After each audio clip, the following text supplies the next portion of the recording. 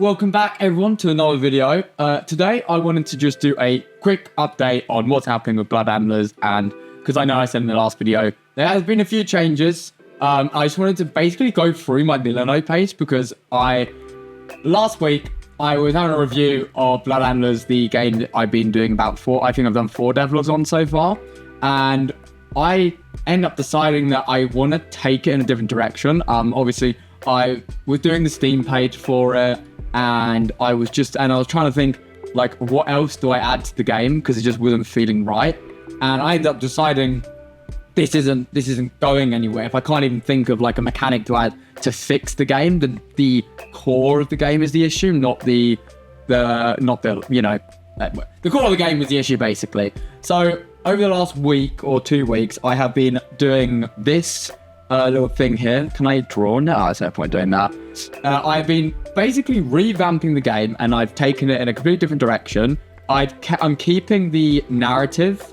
Nope, never mind. That's the old narrative. I did like a synopsis, if I can quickly show it, to be fair.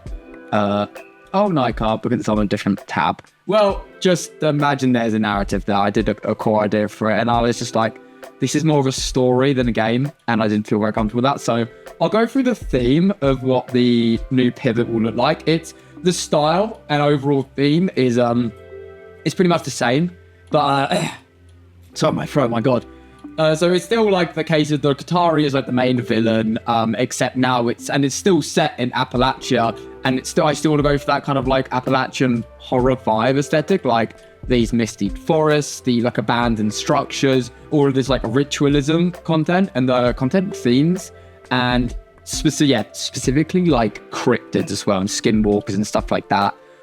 The addition to the game is where I'm now going to be doing tribal, like focusing a bit more on the tribal element of the game, because I wanted to take it in the sense of Native American culture and to kind of weave that into the structure of the game, because previously it was just, you're this random photographer, a tribe shoved you into the forest. In fact, I'll disclaimer, this tribe is like, it's inspired by Native American culture, like with these totems, but it is not a reflection on them at all, or anything like that. Similar to what I did with Be Not Afraid. It's not a commentary on anything like that. It's just this was a source of inspiration.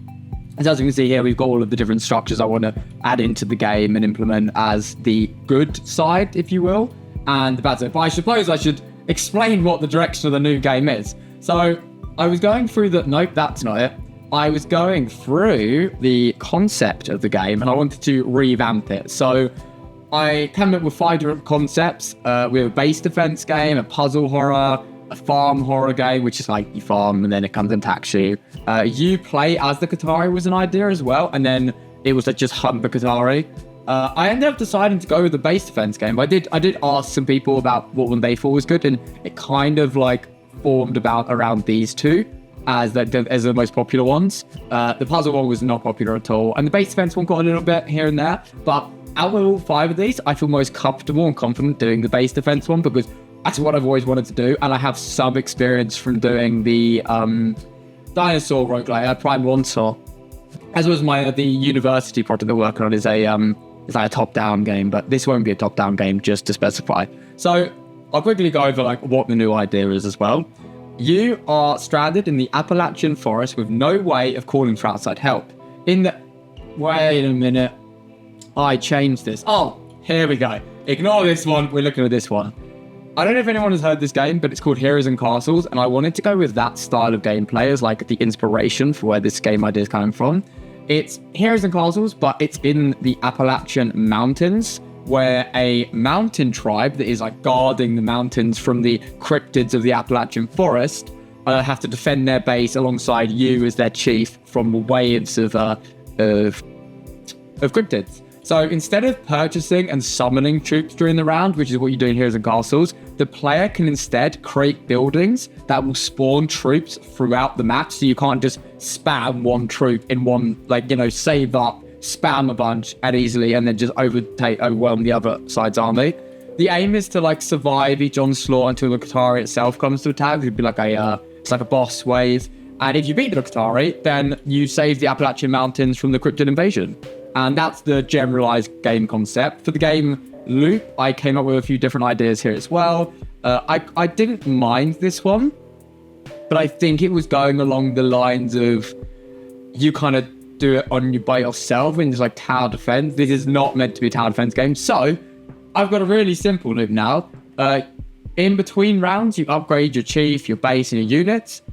During the round, you defend against the Horde of Cryptids to earn currencies like resource and stuff, which you could then use to upgrade and so on. As for the game pillars, we're going with base defense, cryptid, horror, and a skirmish style of gameplay. I don't know if I can zoom in a bit. This is the Garden Warfare 2, like skirmish. I thought this is a perfect example of what a good skirmish looks like. You got two sides, dead man's land in the middle, no man's land in the middle, and it's just constant fighting, which means constant gameplay. Moving on though, for the game design, I had a lot of time to go over what core mechanics will be, how the game flow will be, and the basic idea is what things are going to be included. I did a little write-up on Heroes and Castles and how I want to take inspiration because I do not want to copy the game. I love this game with my whole heart, but there are issues that I would like to fix by doing these different things in my version of the game, basically.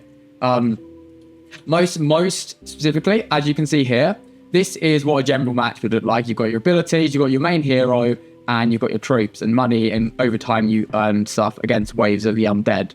My game is going to be taking away the building, the units, all of it during the match, and you have to plan each game, each round before they come. So you'll be like, right, what do I need to upgrade? I need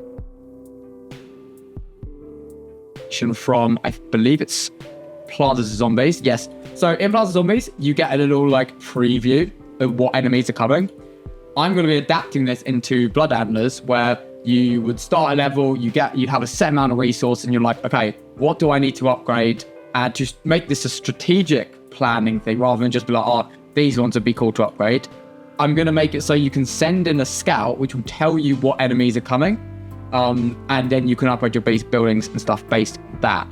These are different systems. There's going to be, it's first person. There's going to be building mechanics, normal levels, linear level progression where you can replay levels as well, an upgrade system, base defense mechanics, and I would like to say with scope specifically, still aiming for a July release, which is a couple of months, and I think it's doable in terms of mechanically. I can program this, but at the same time, it's just getting in all of these different assets. These are all the different towers that are going to be in the game. These are the different units. For example, this could be a spear warrior that was spawning here. It's just but modeling these, I'm going to have to come up with some way of making these models fast because there's 5 different units, 6 different types of enemies, the chief, the buildings, the map. This is the asset list currently. It's a hell of a lot to get done. And so I'm trying to think of a way of how can I make this as efficient as possible. That's still a work in progress though. I also wanted to show off how I'm recording all of my to-do lists. This was last week. This week, it's been a bit slower this week, just been busy with other stuff, but I want to make sure I keep track of everything. I've also just last night gone through how I'm going to do all of the mechanics in the game, because with Blood Antlers, we kept on having to change stuff later on because I did it in a messy way in the beginning. And also, here's just a quick little, it's a very, very, complex, that's not a word, simplistic overview of how the level will be designed. I've got it here, skirmish style map. So you've got no man's land here. This is the deep forest where all the creatures will come from. Here's your wall. And then over here is the mountains which you're defending.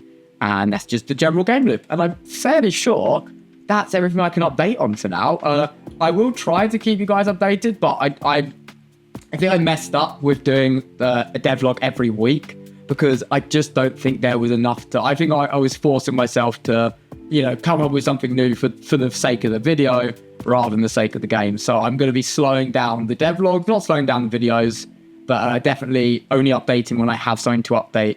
Not because I've specifically done something to create an update, but okay, right. Now, I've lost myself there as well. The color's wrong there as well. So yeah, that's everything on the game to now. Sorry this video was slow or anything. I just thought, may as well show people the middle know how to organize things if anyone was interested. This is how I'm keeping track of my products now as well. Only One Finish is Powerful. Oathman game was the previous version of the Blood Antlers. This was a failed concept from the beginning. I don't know if it's anything interesting. Yeah, barely got any of that done. And then the dinosaur roguelike had some pretty good start, but this one, it's got a much better foundation. So looking forward to again. And also, I'm using Unreal 5.6 rather than Unreal 5.4, just to, you know, may as well give that boost. So yeah, thank you guys very much for watching. I hope this game sounds interesting to you, and I will let you guys know when I've started something to show off. So yeah, have a lovely day, and I'll see you guys in the next video.